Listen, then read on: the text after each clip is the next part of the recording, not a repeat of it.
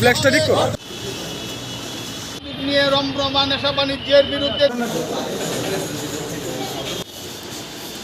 স্বেচ্ছাচারিতা আমরা মানছি না, মানব। লড়াই চলছে, এই চলছে নেশার করার দেশে আসক্ত পুলিশ।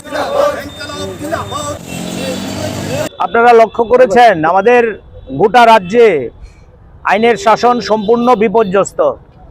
আইনের শাসন বলতে আমরা যেটা বুঝি, মানুষ নির্বিঘ্নে চলাফেরা করতে পারবে, রাতের অন্ধকারে মানুষ নির্বিঘ্নে বাড়িতে থাকতে পারবে।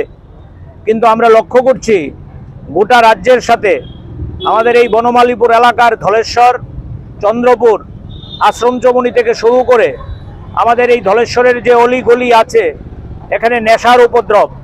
শুধু নেশার উপদ্রব বললে ভুল হবে, সেখানে শাসক দলের মদতপুষ্ট সমাজদ্রোহীরা আমরা লক্ষ্য করছি রাতের অন্ধকারে বিভিন্ন আনাচে কানাচে তারা অসামাজিক কাজে লিপ্ত।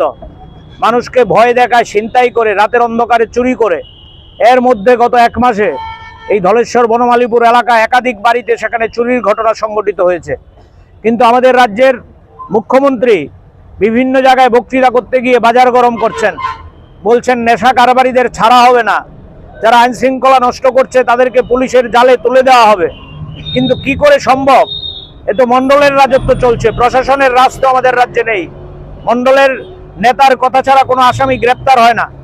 এখন আপনারা লক্ষ্য করবেন গোটা রাজ্যের মধ্যে যারা নেশার কারবারি মাঝে মাঝে 2-1 জন পুলিশের জালে ধরা পড়ে, তাদের পরিচয় হচ্ছে তারা বিভিন্ন এলাকায় যুব মোর্চার মণ্ডলের নেতা।